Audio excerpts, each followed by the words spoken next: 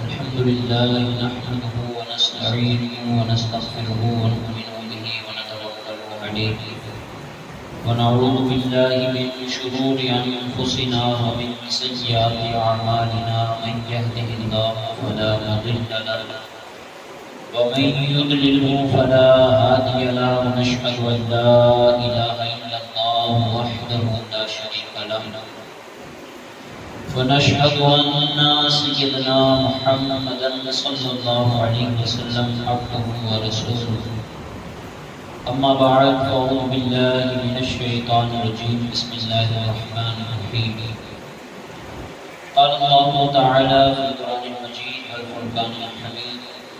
ولنبلونكم بشيء من الخوف والجوع ونقص من الأموال والأنفس والثمرات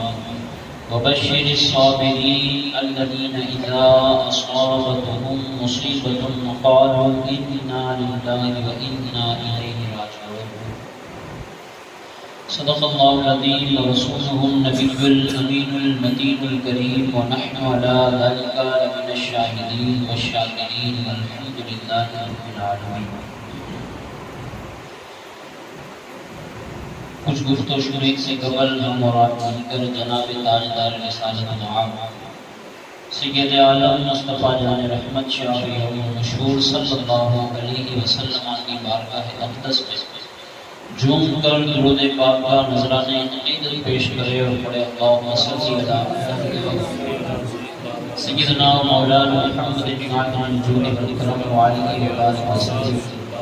صلاۃ و سلام علیک یا رسول اللہ صلی اللہ تعالی علیہ وسلم. میرا حسین باغ نبوت کا پھول ہے. پھر فرمایا میرا حسین باغ نبوت کا پھول ہے. حیدر کی اس میں جان ہے، نور بطول ہے. اور تو ان کے در سے مانگ لے جو چاہے جی کرے. تو ان کے در سے مانگ لے جو چاہے جی کرے کہ مالک سبھی جہان کے آل رسول ہیں. حضرت امام مسلم رضی اللہ تعالی عنہ کی شہادت مبارکہ پڑھی گئی. آپ کی شہادت مبارکہ کے بعد ہانی بن عروہ جو شخص تھے جو حضرت مسلم ابن عقیل رضی اللہ تعالی عنہ کو آپ نے سکونت دی ہوئی تھی، جس مکان میں آپ نے رہنے دیا تھا، تو اس سکونت کا بدلہ لیتے ہوئے ابن زیاد نے جو ہے ہانی بن عروہ رضی اللہ تعالی عنہ کو شہید کرنے کا حکم جاری کر دیا. ہانی بن عروہ رضی اللہ تعالی عنہ آپ وہی ہستی ہے نا جس کو پہلے قید کیا گیا تھا، تو 40,000 لوگ قصر عمارت کے بعد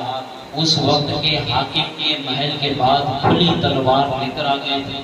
40 لوگ اس بات کا بدلہ طلب کر رہے تھے کہ ہمیں ہانی بن عروہ کی شہادت کا، ان کے قتل کا بدلہ چاہیے.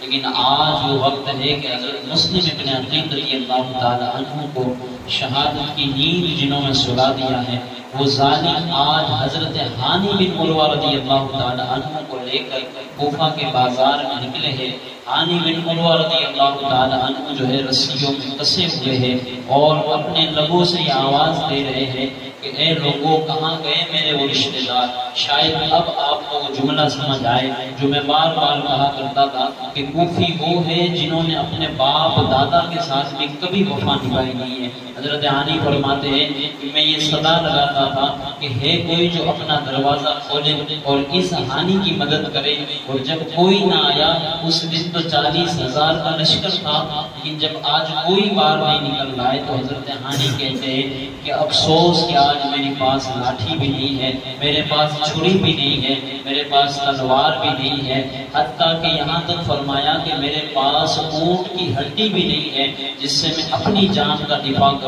ان ظالموں سے اپنے جسم کو بچاؤ. تو حضرت ہانی رضی اللہ تعالی عنہ جب آپ نا امید ہو گئے، ابن زیاد نے ایک غلام معمور کیا جو حضرت ہانی کا غلام تھا. آپ کو بکروں کی منڈی میں لے جا کر حضرت ہانی کو شہید کر دیا گیا. آپ جنت کی طرف پرواز فرما گئے. حضرت ہانی رضی اللہ تعالی عنہ کی شہادت مبارکہ کے بعد ابن زیاد کو یہ بات معلوم چلی، پتہ چلا کہ حضرت مسلم ابن عقیل رضی اللہ تعالی عنہ جب کوفہ تشریف لائے تھے تو آپ تنہا نہیں تھے بلکہ آپ کے 2 فرزند بھی آپ کے ساتھ آئے تھے. یاد کریں وہ وقت ذرا پچھلے ماحول میں، پچھلی تقریروں میں جا کر کے جب حضرت امام مسلم بھی مکہ میں موجود، حضرت امام حسین بھی موجود، اہل بیت اطہار بھی موجود، اجلہ صحابہ کرام موجود، اس وقت جب کوفے کا خط آیا سلیمان بن سرد کے مکان سے، تو اس میں لکھا ہوا تھا کہ حضور اگر ظالم لوگوں کی حکومت آئی اور انہوں نے ہم پر حملہ کیا تو ہم اپنا مال پیش کریں گے، مال سے بات نہ بنی حضور ہم اپنی اولاد پیش کریں گے، اولاد سے بھی اگر بات نہ بنی نا تو حضور ہم اپنی جانیں آپ کی بارگاہ میں پیش کریں گے، لیکن آپ کو ہم اپنا امام بنائیں گے۔ آج وہ وقت ہے کہ حضرت مسلم رضی اللہ تعالیٰ عنہ کے ساتھ کوفہ میں بے وفائی کی گئی، حضرت ہانی کو بھی شہید قرار دیا گیا، اور اب جو ہے وہ قصر امارات سے یہ اعلان ہوتا ہے کہ مسلم بن عقیل رضی اللہ تعالیٰ عنہ جب کوفہ میں تشریف لائے تھے تو تنہا نہیں تھے، بلکہ آپ کے ساتھ آپ کے 2 شہزادگان بھی تشریف لائے تھے۔ تو جس شخص نے ان شہزادوں کو اپنے مکان میں چھپایا تو یاد رکھے وہی حشر ان کا ہوگا جو امام مسلم کا ہوا، وہی حال اس کا ہوگا جو ہانی بن عروہ کا ہوا ہے۔ لہٰذا جو شخص انہیں ابن زیاد کے دربار میں پیش کر دے گا تو اس شخص کو امان دی جائے گی، بہت سارے انعامات اور اکرامات سے اس کی نوازش کی جائے گی۔ تو جس شخص کے بھی گھر میں حضرت مسلم بن عقیل کے 2 شہزادے ہیں وہ فی الفور لا کر محل میں پیش کر۔ یہ جب اعلان ہوا صبح فجر کی نماز کے بعد، طلوع شمس کے بعد، تو قاضی شریح وہ شخص جب کوفہ میں دارالحکومہ تھا اور مولا علی کی خلافت تھی، تو قاضی شریح آپ کے اسٹوڈنٹ میں سے، آپ کے شاگردوں میں سے ایک شاگرد تھے۔ قاضی شریح کون ہے؟ حضرت مولا علی کے شاگرد تھے۔ فرماتے ہیں جب طوعا کے گھر حضرت امام مسلم رکے تھے، جس گھر پر پھر حملہ ہوا،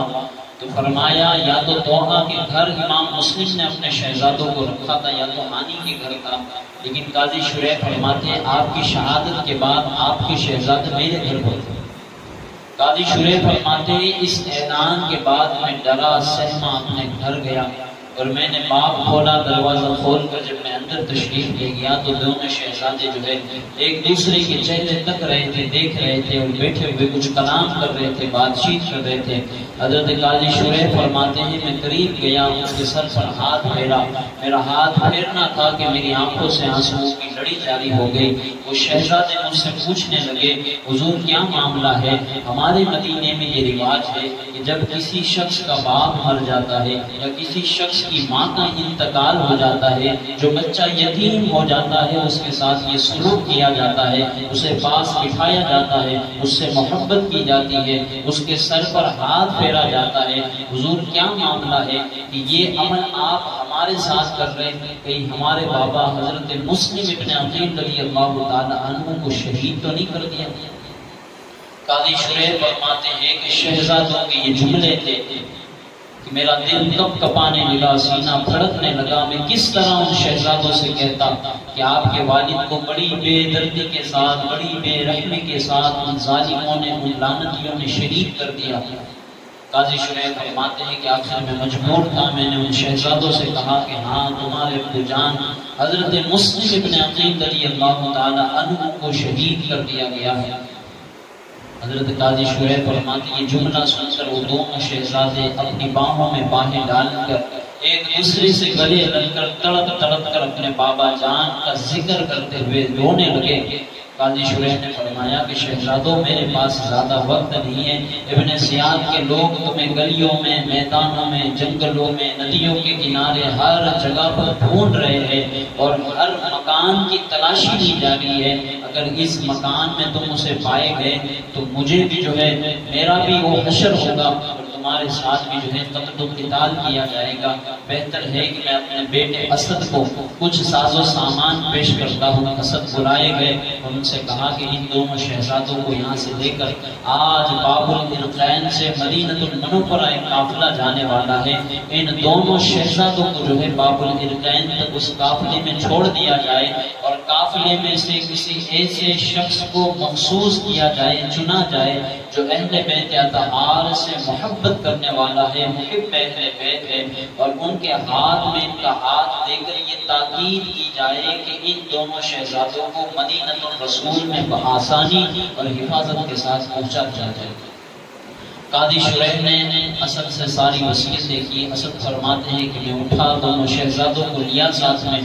اور جو ہے باب العرقین کی طرف بڑھا۔ اللہ اکبر! جب میں باب العرقین پہنچا، قافلہ مدینۃ الرسول کو روانہ ہو چکا تھا۔ ہم تیز قدموں کے ساتھ جب آگے بڑھے اور بڑھتے رہے، اچانک گرد و غبار اڑتا ہوا ہمیں نظر آیا۔ قافلے کی کچھ آثار، کچھ نشانیاں ہمیں نظر آئی، تو میں نے دونوں شہزادوں سے کہا کہ بیٹا دوڑتے ہوئے ان قافلے کو پکڑ لو، کہ یہ قافلہ مدینۃ الرسول تمہیں بحفاظت پہنچا دے گا۔ ساز و سامان جو تھا میں نے ان کے ہاتھ میں پکڑایا۔ اسد کہتے ہیں میں وہاں سے لوٹ آیا۔ راوی فرماتے ہیں کہ دونوں ننھے شہزادے اپنے ننھے قدموں کے ساتھ راستے کو طے کرتے ہوئے قافلے کی طرف بڑھنے لگے۔ سینے میں چھوٹا سا کلیجہ ہے، چھوٹی چھوٹی آنکھیں ہیں، مسکرانے شباب ابھی آ رہا ہے، زندگی شروع ہو رہی ہے، شبابیت کی دنیا میں جوانی کی اوٹ پر ابھی قدم رکھ رہے ہیں۔ فرماتے ہیں چھوٹے بیٹے حضرت ابراہیم کے پیر میں کانٹا لگ جاتا ہے،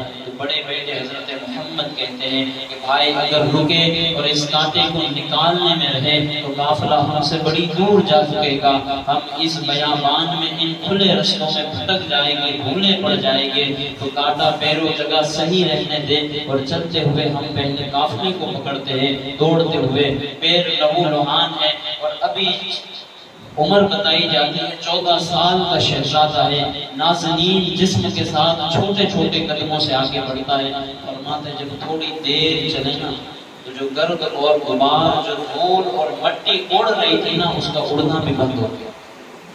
اب قافلے کی کوئی نشانی نہ رہی، اب قافلہ کسی سمت نظر نہ آیا۔ فرمایا دونوں ایک دوسرے کے چہرے تک کر رونے لگے کہ جب اس راستے سے ہم آ رہے تھے، شفقت بھرا نورانی ہم پر سایہ تھا، ہمارے باپ کی گود میں ہم کھیلتے ہوئے اس مصباح میں آئے تھے، ہمیں بلایا گیا تھا، مہمان نواز بلایا گیا تھا۔ ہمارے نانا جان رحمت عالم صلی اللہ تعالی علیہ وسلم کا ارشاد مبارک، جب مہمان کسی کے گھر آتا ہے اور اس گھر سے جب واپس ہوتا ہے، اللہ پاک اس کے تمام مسائب، تمام آلام، تمام مصیبتوں کو دور فرما دیتا ہے۔ یہ کیسے شہر والے ہیں، مہمان بنا کر بلائے گئے اور رخصت اس انداز سے کیا گیا کہ ساری بلائیں، ساری مصیبتیں، ساری وبائیں ہم پر ڈال دی گئی۔ آج تکلیف اور درد بھرا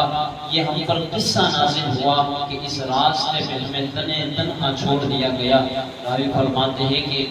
کنارے راستے کے بیٹھ گئے دونوں شہزادے،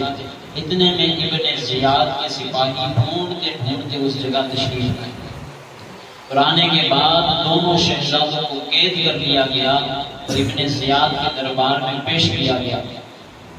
فرمایا جب ابن زیاد نے سے دیکھا تو کہا یزید کی طرف سے صراحتاً واضحاً ان شہزادوں کے لیے ابھی کوئی حکم نہیں آیا ہے، میں پہلے خط بھیجوں گا، جواب آئے گا تو ان کے بعد ان پر کوئی کارروائی کی جائے گی، لہٰذا انہیں جو ہے وہ جیل میں بند کر دیا جائے گا۔ اب ان دو شہزادوں کو جو ہے وہ 3 دن تک جیل میں بند کر دیا گیا، اور اس وقت جب تیسرا دن تھا تو جس داروغہ کی، جس سیکیورٹی کی وہاں ڈیوٹی لگی تھی، اس کا نام تھا حضرت مشکور۔ اور حضرت مشکور کی جب یہ ڈیوٹی لگائی گئی تو حضرت مشکور نے دیکھا کہ اہل بیت نبوت کے 2 شہزادے، 2 فرزند اس جیل میں مقید ہیں، تو آپ نے ارادہ کر لیا کہ اگر مجھے اپنی جان بھی دینی پڑے تو یہ گوارا ہے، لیکن ان 2 شہزادہ نے حضرت زہرا بطول رضی اللہ تعالی عنہ کی میں نے حفاظت کرنی ہے۔ جانتے ہیں یہ 2 شہزادے کون ہیں؟ حضرت ابراہیم اور حضرت محمد۔ حضرت مولا علی رضی اللہ تعالی عنہ کی بیٹی حضرت ام البنین کے یہ دونوں بیٹے ہیں۔ فرمایا کسی بھی طریقے سے میں نے ان کی حفاظت کرنی ہے، ان کو اس جگہ سے نکالنا ہے۔ حضرت مشکور فرماتے ہیں کہ حضرت مشکور رضی اللہ تعالی عنہ اسے جیل سے نکال کر گھر تشریف فرما ہوئے۔ دونوں شہزادے چونکہ طویل مدت سے اب بھوکے بھی تھے، سفر بھی اتنا طویل کیا تھا اور تھکاوٹ بھی بڑی آپ کے جسم پر تھی، تو دونوں شہزادوں کو گھر بلایا اور جو کھانا پیش کیا اور کچھ دیر کے لیے انہیں آرام کرنے دیا۔ حضرت مشکور فرماتے جب یہ دو چھوٹے چھوٹے شہزادے اپنی نیند مکمل کر چکے اور اٹھے تو حضرت مشکور رضی اللہ تعالی عنہ نے جو ہے ان کو کچھ ساز و سامان پیش کیا اور اپنی انگوٹھی نکال کر دی اور کہا کہ بیٹا یہ وہ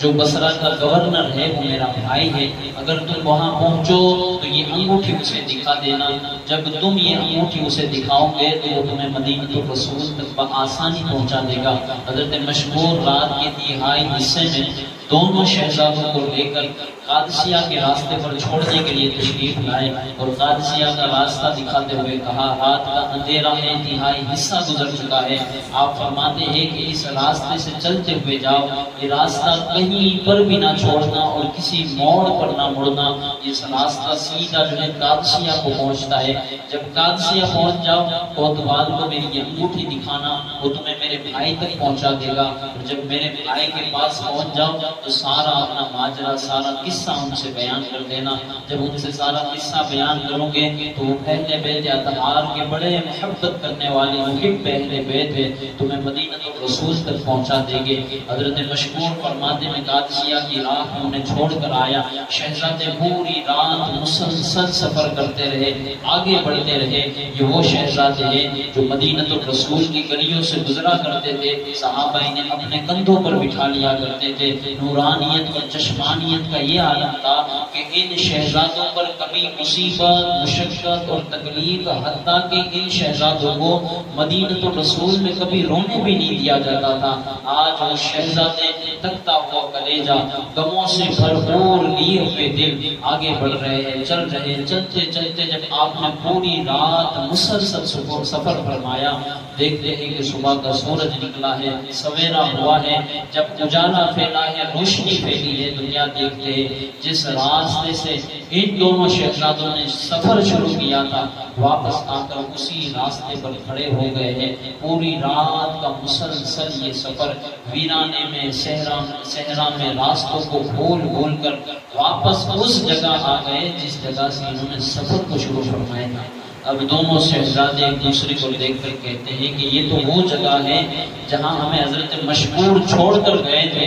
تو اب ہم نے کس طرف جانا، ہمارا کوئی مکان نہیں، کوئی رشتہ دار نہیں، کوئی ہمارے سر پہ سایہ کرنے والا نہیں، ہم سے محبت کرنے والا اس شہر امان میں کوئی نہیں، تو ہم کہاں جائیں گے؟ یہ کہتے ہوئے ایک کنویں کے قریب درخت کی اوٹ میں جا کر دونوں شہزادے چھپتے تھے۔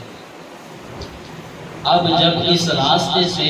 اگر پتہ بھی ہلتا نہ تو دونوں شہزادے نیند سے تڑپ اٹھتے، جاگ اٹھتے، سینے میں کلیجہ دہل اٹھتا، جب گھوڑے کی ٹانپ سنتے تو ایک دوسرے کو دیکھ کر یہ کہہ رہے ہوتے کہ کہیں وہ تو نہیں آ گئے جو ہمیں ابن زیاد کے دربار میں پیش کر دیں گے، ہمیں قیدی بنا لیں گے، واپس ہمیں جیل میں ڈال دیں گے۔ تو دونوں شہزادوں کا یہ خوف اور ان کا یہ عالم، ان کے غم پر ان کے اوپر چھائے ہوئے یہ غموں کے بادل،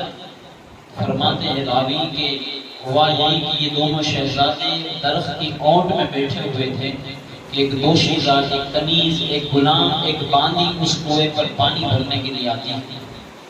اور جب یہ کنیز پانی بھر چکی اس کنویں سے تو اس نے دیکھا کہ دو شہزادے ڈرے ہوئے سہمے ہوئے درخت کے قریب بیٹھے ہیں، تو پاس جا کر پوچھنے کی کوئی نوبت نہیں تھی، کوئی وجہ نہیں تھی، کیونکہ چہرے بتا رہے تھے کہ آل رسول ہے، نورانیت چمک رہی تھی، چہرے جگمگا رہے تھے، پھر بھی استفسار ہوتا ہے، استفہام ہوتا ہے، سوال ہوتا ہے، اے شہزادوں ڈرے ہوئے سہمے ہوئے اس اونٹ میں بیٹھے ہو، ذرا بتاؤ تم کون ہو؟ وہ کیا بتاتے ہیں؟ کہتے ہیں ہم مسلم ابن عقیل رضی اللہ تعالیٰ عنہ کے بیٹے ہیں۔ تو دوشیزہ کہنے لگی کہ تم وہی مسلم ابن عقیل کے بیٹے ہو جنہیں کوفہ والوں نے مظالموں کے پہاڑ کے اندر رکھ کر شہید کر دیا گیا ہے، ظلم اور بربریت کی خنجر اور شمشیر جن کے گلے پر چلائی گئی ہے؟ شہزادے کہتے ہیں ہاں ہم اسی مسلم ابن عقیل رضی اللہ تعالیٰ عنہ کے بیٹے ہیں۔ تو دوشیزہ فرماتی ہے کہ جو میری مالکین ہے، میں غلام ہوں، جو میری مالکین ہے وہ اہل بیت سے بڑی محبت کرنے والی ہے، اگر تم ان کے گھر چلو گے، ان کو بڑی خوشی ہوگی، بڑی فرحت ہوگی، بڑی مسرت ہوگی۔ دونوں شہزادوں کو ساتھ لے کر اس مالکین کے گھر پہنچے۔ مالکین نے ان کا ویلکم کیا، استقبال کیا، خیر مقدم کیا، گھر میں بٹھایا، کھانا کھلایا، شہزادوں سے بڑی محبت فرمائی۔ اور جو باندی ان شہزادوں کو لے کر آئی تھی تو آل رسول کے اس گھر میں آنے کی خوشی میں اس دوشی رانے، اس مالکین نے جو ہے نا اس باندی کو، اس غلام کو آزاد کر دیا اور کہا کہ میں تجھے آزاد کرتی ہوں، اور یاد رکھ اس بات کی خبر کہ حضرت مسلم رضی اللہ تعالی عنہ کے شہزادے میرے گھر میں مسکن ہے، سکونت ہے، بیٹھے ہیں، رہ رہے ہیں، یہ کسی کو بھی پتہ نہ چلے، حتیٰ کہ میرے شوہر حارث کو بھی اس بات کا پتہ نہیں چلنا چاہیے۔ مالکین نے جب یہ ساری بات یہاں چل رہی تھی، وہاں ابن زیاد کا دربار لگا ہوا اور حضرت مشمور کو طلب کیا گیا کہ کل رات جو جیل کا سیکیورٹی تھا، داروغہ تھا، اسے دربار میں پیش کیا جائے۔ حضرت مشمور رضی اللہ تعالی عنہ لائے گئے اور ان سے سوال کیا گیا کہ بتاؤ حضرت مسلم ابن عقیل رضی اللہ تعالی عنہ کے دونوں شہزادوں کا تم نے کیا کیا؟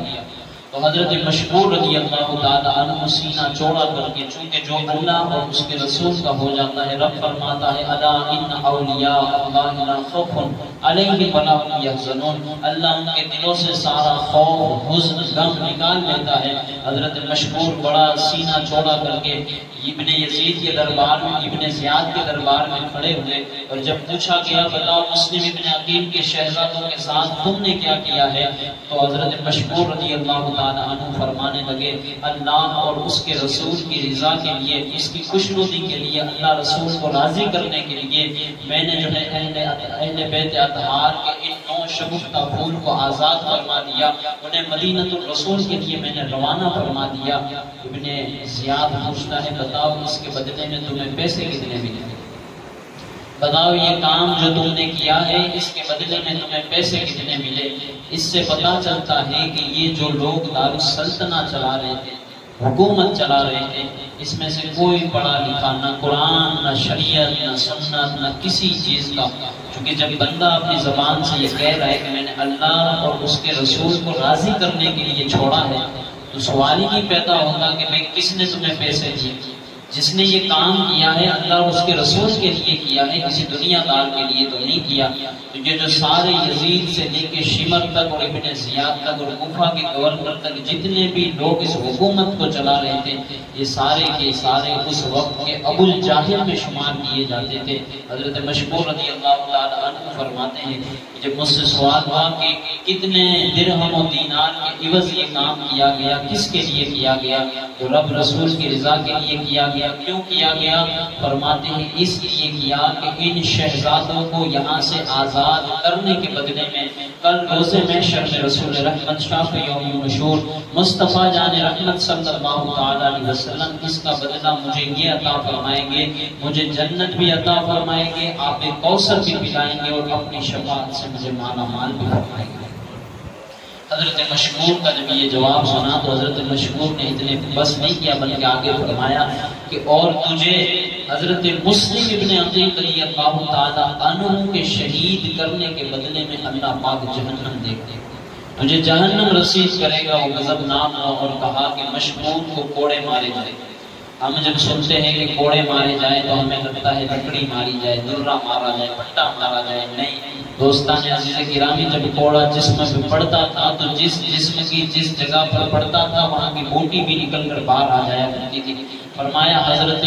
مشمور رضی اللہ تعالی عنہ کے لیے کہا گیا کہ حضرت مشمور کو کوڑے مارے جائے، اور اتنے کوڑے مارے جائے کہ جب تک ان کے بدن سے ان کی روح جدا نہیں ہو جاتی۔ حضرت مشمور کو جلاد لے کر گئے، اور جب سب سے پہلا کوڑا آپ کے جسم پر پڑا اور بوٹیاں منتشر ہوئی تو فرمایا بسم اللہ الرحمن الرحیم۔ جب دوسرا پڑا تو کہا ساری کائنات کے پالنہار، یہ جو ظلم و ستم ہو رہے ہیں نا یہ اہل بیت محبت سے وفا کرنے کے صلے میں ہو رہے۔ فرمایا جب تیسرا پڑا تو کہا مالک مجھے صبر و استقلال عطا فرما۔ جب چوتھا پڑا نا تو رسول رحمت صلی اللہ علیہ وسلم کی بارگاہ میں عرض کی یا رحمت للعالمین، یہ ساری ساری کائنات کے لیے رحمت بنا کر بھیجے ہوئے محبوب، آپ تو انسان کے لیے بھی رحمت، جنات کے لیے بھی رحمت، درندوں، حجر شجر، پہاڑ پتھر، پیڑ و نوا کے لیے بھی رحمت، حتیٰ کہ زمین میں رینگنے والے دابۃ الارض، حشرات الارض کے بھی لیے رحمت ہے۔ رحمت للعالمین، مجھ پر آسانی فرمائیے اور اس موقع پر مجھے صبر و استقلال کی طاقت عطا فرمائیے۔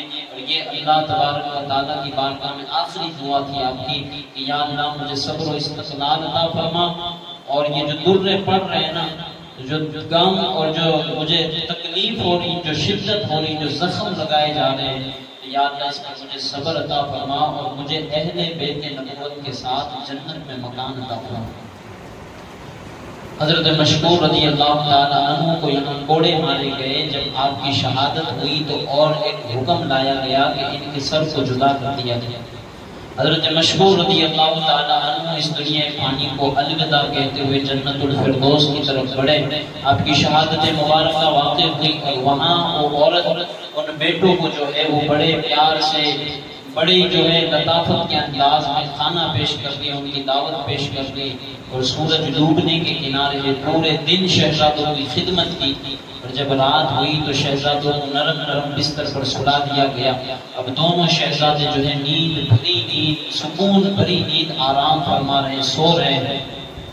اور وہاں جو ہے اس عورت کا شوہر جس کا نام حارث بتایا جا رہا ہے، دروازے پر دستک ہوتی ہے، کھلتا ہے، ہانپتا کانپتا تھکا ہارا، جسم میں جان نہیں، اور اندر آتا ہے تو عورت پوچھتی ہے کہ شوہر نامدار آج پورا دن غائب رہے، نہ دکھائی دیے، اس کی وجہ کیا ہے؟ کیا وجہ رہی کہ آپ پورا دن کسی کام میں مصروف رہے؟ تو کہنے لگا تم جانتی نہ ہو، وہ مشکور جسے داروغہ جیل بنایا گیا تھا، اس نے حضرت مسلم ابن عقیل رضی اللہ تعالیٰ عنہ کے شہزادوں کو آزاد کر دیا، رہا کر دیا۔ ابن زیاد نے واپس یہ حکم نامہ جاری کیا ہے کہ جو ان شہزادوں کو لے کر آئے گا پہلے سے بھی زیادہ اسے انعام و اکرام سے نوازا جائے گا، انعام و اکرام دیے جائیں گے۔ میں صبح کا سورج چمکنے سے لے کر ابھی کا سورج ڈوبنے تک پورا دن اس کوشش میں لگا رہا کہ کہیں مجھے حضرت مسلم کے شہزادے مل جائے، ابن زیاد کی بارگاہ میں پیش کروں اور مجھے بہت سارا انعام و اکرام ملے، مال و دولت ملے، سونے جواہرات ملے۔ لیکن کوشش بسیار کے بعد میں نے اپنے گھوڑے کو اتنا دوڑایا کہ میرا گھوڑا رستے میں ہی مر گیا، اور نوبت یہ آئی کہ پیدل سفر کر کر مجھے واپس کرنا۔ اب یہ حارث جب ساری باتیں اپنی بیوی سے کر رہا تھا تو بیوی چونکہ اہل بیت اطہار کی بڑی محب تھی، محبت کرنے والی تھی، عاشقہ تھی، تو کہنے لگی کہ اے دشمنان خدا، یہ کیا خیال ہے تیرا کہ تو اہل بیت اطہار کو قاتلوں کے حوالے کر دے گا؟ اپنے دل سے یہ خیال نکال، اپنے دل کو پاک کر، کیا تو شہزادہ رسول کو قاتلوں کے حوالے کر کے اپنی آخرت کو برباد کرنا چاہتا ہے، اپنی آخرت کو خراب کرنا چاہتا ہے؟ وہ فاطمہ الزہرا رضی اللہ تعالی عنہ کی نور نظر ہے، چشم تر ہے، مولا علی کے جگر کی ٹھنڈک ہے، انہیں کس طرح مقتول کی بارگاہ میں، قاتل کی بارگاہ میں پیش کیا جا سکتا ہے؟ جب یہ ساری گفتگو ہو رہی تو حارث کہتا ہے میں اچھی طرح جانتا ہوں اچھائی اور برائی کیا ہے، میں اچھی طرح جانتا ہوں، مجھے مشورہ دینے کی کوئی ضرورت نہیں، تو اپنا کام کر۔ فرمایا جب کھانا پانی ہو گیا اور حارث اپنے کمرے میں گیا، کیونکہ پورے دن کی تھکاوٹ اس کے اوپر مسلط تھی، تو جا کر فوراً سو گیا۔ اور وہاں بڑے شہزادے حضرت ابراہیم رحمت اللہ تعالی علیہ کھڑے ہوتے ہیں اور اپنے چھوٹے بھائی کو جگاتے ہیں اور کہتے ہیں کہ اٹھو بھائی، کہ وہ وقت آ گیا کہ ہماری شہادت کا وقت بڑا قریب ہے، یہ سونے کا وقت نہیں ہے۔ جب چھوٹے بھائی کھڑے ہوئے تو کہا کہ کیا ماجرا ہوا، رات اتنی دیر ہمیں جگا دیا گیا؟ تو فرمایا ابھی میں نے بابا جان کو خواب میں دیکھا کہ رسول رحمت شافع یوم النشور صلی اللہ تعالی علیہ وسلم، حضرت علی المرتضیٰ کرم اللہ تعالی وجہہ الکریم، حضرت سیدہ طیبہ طاہرہ فاطمہ الزہرا سلام اللہ علیہا اور حضرت حسن مجتبی رضی اللہ تعالی عنہ کے ساتھ ہمارے بابا جنت کی سیر فرما رہے تھے۔ تو رسول رحمت صلی اللہ علیہ وسلم نے ہمارے بابا کی طرف دیکھ کر فرمایا کہ اے مسلم ابن عقیل، تو چلا آیا ہمارے پاس، لیکن اپنے چھوٹے چھوٹے پھولوں کو، اپنے دونوں شہزادوں کو، ان کوفہ کے ظالموں کے درمیان چھوڑ کر آ گیا تو حضرت مسلم ابن عقیل یعنی ہمارے ابو جان کہنے لگے کہ یا رسول اللہ صلی اللہ علیہ وسلم میں ضرور ان ظالموں کے درمیان اپنے دو پھول کو چھوڑ کر آیا ہوں، لیکن یا رسول اللہ دیر نہیں کہ وہ پھول ابھی آپ کی بارگاہ میں حاضر کر دیے جائیں گے۔ مطلب یہ تھا کہ ابھی ان دونوں شہزادوں کی شہادت کا واقعہ پذیر ہونے والا ہے، واقع ہونے والا ہے، اور یہ دونوں شہزادے آپ کی بارگاہ میں پیش کیے جانے والے ہیں۔ رسول رحمت صلی اللہ علیہ وسلم کے خاندان کی یہ دو چشم و چراغ ایک دوسرے کو دیکھ کر رونے لگے اور کہنے لگا چھوٹا بھائی بڑے سے کہ بھائی حقیقت میں کیا صبح وہ وقت ہے کہ ہماری گردن ہمارے دھڑ سے جدا کر دی جائے گی، ہمارے جسموں کو کاٹ دیا جائے گا، ہمارا خون بہا دیا جائے گا؟ جب یہ باتیں چل رہی ہے اور گفتگو چل رہی ہے نا تو ایک دوسرے کی اتنی زور سے چیخ چیخ کر چلا کر رونے لگے کہ جو حارث جس کمرے میں سو رہا تھا اس کمرے میں یہ آوازیں گونجنے لگی۔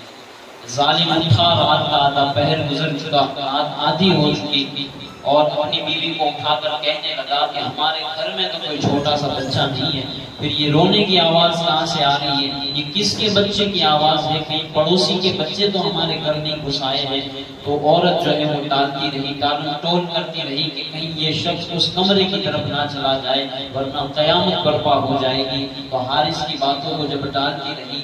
وہ بدبخت ظالم لعنتی فاسق و فجار شخص کھڑا ہوا، چراغ جلایا اور جس سمت سے یہ آوازیں آ رہی تھی اس سمت آگے بڑھنے لگا۔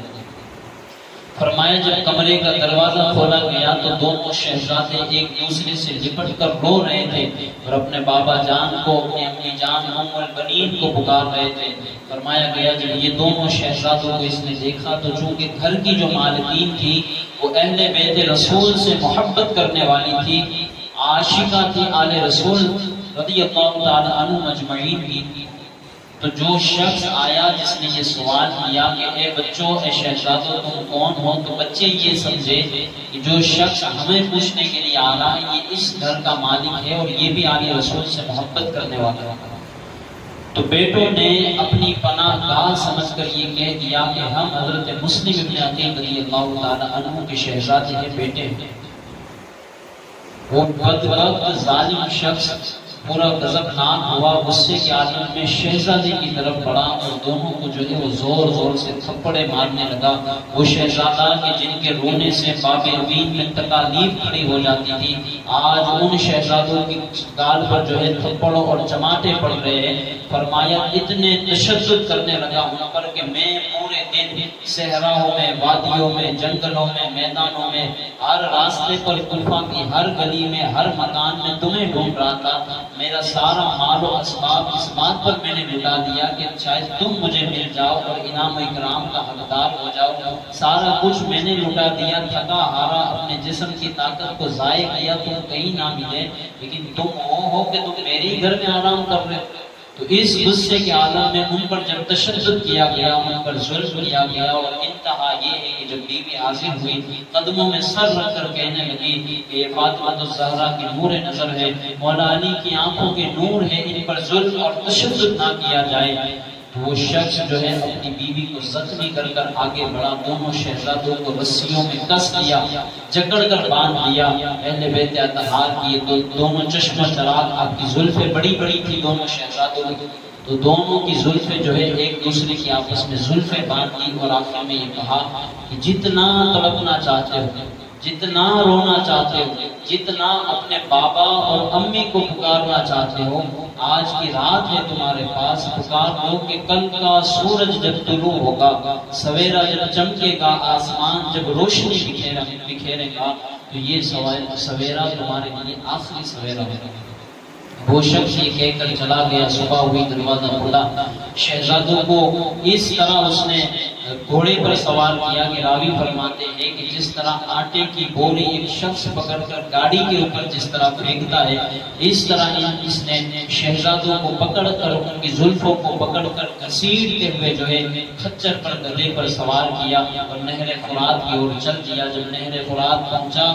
دونوں شہزادوں کو اتارا گیا اور سامنے کھڑا کیا. کانپتی کانپتی بیوی حاضر ہوئی، پیچھے دوڑا آ رہا ہے غلام، اس کے پیچھے اس کا بیٹا ہے. جب یہ تینوں اشخاص حاضر ہوئے تو بیوی نے ہاتھ پکڑ کر کہا کہ اہل بیت نبوت پر رحم کر، خدا تجھے بڑے مرتبے سے سرفراز کرے گا. اگر ان کا دامن آج دنیا میں پکڑے گا، اللہ پاک یہاں بھی تجھے سردار بنائے گا، اس قیامت میں بھی تجھے سردار بنائے گا. لیکن اگر آج ان پر ظلم و ستم کرے گا، ان کے خون سے اپنے ہاتھوں کو رنگین کرے گا، یاد رکھ جب رسول کریم صلی اللہ علیہ وسلم کل قیامت کے دن کھڑے ہو کر تجھ سے یہ سوال کریں گے، حسنین کے نانا کے لب جب کھلیں گے اور کہیں گے قل لا اسألکم علیہ اجرا الا المودۃ فی القربى، اے ظالم اس ننھی ننھی جانوں پہ خنجر چلانے سے پہلے، تیر و تبر کرنے سے پہلے، شمشیر چلانے سے پہلے، تلوار چلانے سے پہلے کیا تجھے میرا فرمان یاد نہ آیا؟ قرآن مجید کی آیہ کریمہ یاد نہ آئی؟ رب فرماتا ہے حبیب کہہ دو اپنے امتیوں سے میں تم سے کوئی بدلہ طلب نہیں کرتا، لیکن اتنا ضرور کرنا کہ میری اہل بیت اطہار سے، میرے گھر والوں سے محبت کرنا. رسول کریم صلی اللہ علیہ وسلم کے اس فرمان مبارکہ کا کیا جواب دے گا؟ یاد رکھ ان بطش ربک لشدید، جب رب کسی کو پکڑنے پر آئے گا تو کسی قسم پر اس کی چھوٹ نہ ہوگی، کسی قسم پر اس کی رہائی نہ ہوگی. اور اہل بیت نبوت کے چشم و چراغ کے خون کا جس سے بدلہ لیا جائے گا، جس سے پرشش ہوگی، وہ کسی حال میں بہر کیف چھوٹنے والے نہیں ہیں. تو گلشن زہرا کے مہکتے ہوئے پھولوں پر رحم کیا جائے، انہیں چھوڑ دیا جائے، چونکہ اس کے دل پر ثقافت کے پردے پڑے ہوئے تھے، ابلیس مسلط کر دیا گیا تھا، اسے کوئی نصیحت کا آمد نہ ہوتی، کسی طور پر اس پر قابو نہ پایا جا سکتا تھا. آخر میں اس نے اپنی ہی بیوی کو تلوار مار کر زخمی کر دیا، اپنے ہی بیٹے کو زخمی کر دیا، اپنے ہی غلام کو اس وقت وہاں قتل کر دیا. اور ان ننھی سی جانوں کی طرف بڑھا تو بڑے بھائی حضرت محمد کہنے لگے کہ میری عمر بڑی ہے، میں اپنے چھوٹے بھائی کی گردن کٹتی ہوئی نہیں دیکھ سکتا، لہٰذا پہلے مجھے ذبح کیا جائے. آج انسان جب قربانی کرتا ہے، بڑے ناز و نعام سے جس جانور کو اس نے پالا ہوتا ہے نا، اس جانور کے قریب بھی اگر کھڑا رہتا ہے تو اس کی آنکھوں سے آنسوؤں کی لڑی جاری ہو جاتی ہے. یہ شہزادہ نے بطول تھے، حضرت مولا علی کی بیٹی ام البنین کے بیٹے حضرت مسلم بن عقیل کے شہزادے تھے، اور غازی عباس رضی اللہ تعالی عنہ اور مولا حسین کے سگے بھانجے تھے. یہ دونوں جب پیش کیے گئے اس بارگاہ میں، اور جب اس کے قتل کا معاملہ آیا تو یہ جب شخص آگے بڑھا تو بڑا والا بھائی چھوٹے کے بارے میں یہ کہہ رہا تھا کہ پہلے مجھے ذبح کیا جائے کہ میں اس چھوٹے شہزادے کا خون نہیں دیکھ سکتا، اور چھوٹا یہ کہہ رہا ہے کہ پہلے مجھے ذبح کیا جائے کہ میں اپنے بڑے بھائی کی شہادت کو نہیں دیکھ سکتا. یہ ظالم آگے بڑھا، اور آگے بڑھنے کے بعد دو ننھی ننھی چیخیں بلند ہوئی اور پروانہ وار ان کی روح پرواز کر گئی، گردنیں کٹ گئی، زمین پہ تشریف لے آئی. یار اس دنیا میں فاسق و فاجر، گنہگار، شرابی، کبابی، زنا خوری، بہت بڑا سود خور بھی مر جائے نا تو اس کے مرنے کے بعد اس کے غسل کا انتظام کیا جاتا ہے، اس کے کفن پہنانے کا انتظام کیا جاتا ہے. لیکن حضرت مسلم ابن عقیل رضی اللہ تعالی عنہ کے وہ شہزادے کہ جب یہ شہید ہوئے تو ان کے سر کو تو لے لیا گیا، لیکن ان کے لاشائے اقدس کو، ان کے جسد اقدس کو جو ہے نہر فرات میں پھینک دیا گیا. قبریں جنہیں میسر نہ آئی، جنہیں قبروں میں نہ سلایا گیا، وہ حضرت مسلم ابن عقیل رضی اللہ تعالی عنہ کی شہزادوں کی داستان رقم ہوئی. جب حضرت مسلم رضی اللہ تعالی عنہ تشریف لائے تھے تو یہی وہ لوگ تھے جو دعویٰ کر رہے تھے کہ حضرت ہم اپنی جان بھی لٹائیں گے، اپنی اولاد بھی لٹائیں گے، اور ضرورت پڑنے پر مال بھی آپ پر خرچ کیا جائے گا. لیکن آج وہ دن ہے کہ یہی انہی لوگوں نے حضرت مسلم کو بھی شہید کیا، حضرت مسلم رضی اللہ تعالی عنہ کے دو شہزادوں کو بھی شہید کیا. ادارے پروانے منصوری کی طرف، جنت کی طرف ان کی پرواز ہوئی اور اپنے والد گرامی سے جا ملے. جب آپ کی دونوں شہزادوں کی شہادت ہوئی تو ابھی بھی جو معاملہ ہے مکۃ المکرمہ نہیں پہنچا. یہ 3 تاریخ حج کا مہینہ ذی الحجۃ الحرام کی 60 ہجری اور حج کا مہینہ جو ہوتا ہے ذی الحجۃ الحرام کی یہ 3ری تاریخ تھی جو ان دونوں شہزادوں کو شہید کر دیا گیا. ابھی حضرت امام حسین رضی اللہ تعالی عنہ تک خط نہیں پہنچا ہے کہ آپ جو ہے رک جائیں گے اور راستے سے واپس پلٹ جائیں گے.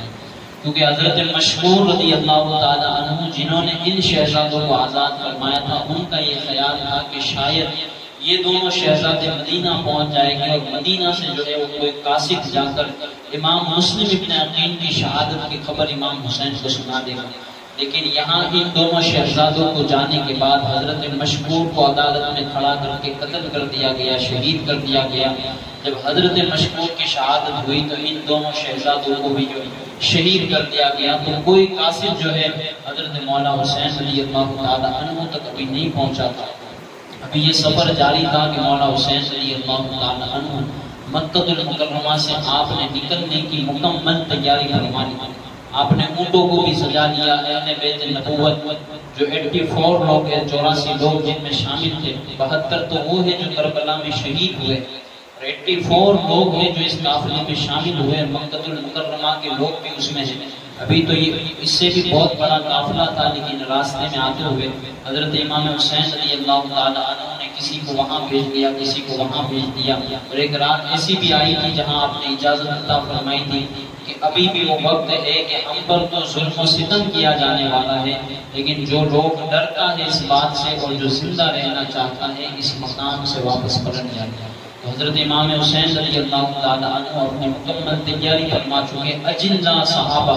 حضرت عبداللہ ابن عباس، حضرت عبداللہ ابن زبیر، حضرت عبداللہ ابن عمیر، حضرت جابر، حضرت سعید ابن خدری رضی اللہ تعالیٰ عنہ، یہ تمام آپ کی بارگاہ میں حاضر ہوئے اور کہا کہ اے نواسہ رسول، اے جگر گوشہ رسول، کوفہ کی طرف سفر نہ کیا جائے۔ الموفی لا یوفی، یہ وہ شخص ہے جو کبھی بھی وفا کرنے والے نہیں ہیں۔ آپ کے بابا جان کو انہوں نے بلا کر شہید کر دیا گیا ہے، یہی معاملہ یہ آپ کے ساتھ بھی کرنے والے ہیں۔ حضرت مسلم کا ایک ہی خط ہم تک پہنچا ہے، ابھی دوسرا خط بھی حضرت مسلم کا ہم تک نہیں پہنچا کہ ابھی کوفہ کے کیا حال چال ہے، ابھی کوفہ کے کیا حالات ہیں۔ تو اے نواسہ رسول، آپ کے دم قدم سے، آپ کے اس دنیا میں ہونے سے دین اسلام میں رونق ہے، شریعت میں رونق ہے، مکہ جگمگا رہا ہے، لوگ جوگ در جوگ آپ کی بارگاہ میں پیش ہو رہے ہیں۔ تو حضور اگر آپ اس سفر پر چلیں گے تو پھر ہمارا کیا بنے گا؟ دیکھیں جس شخص نے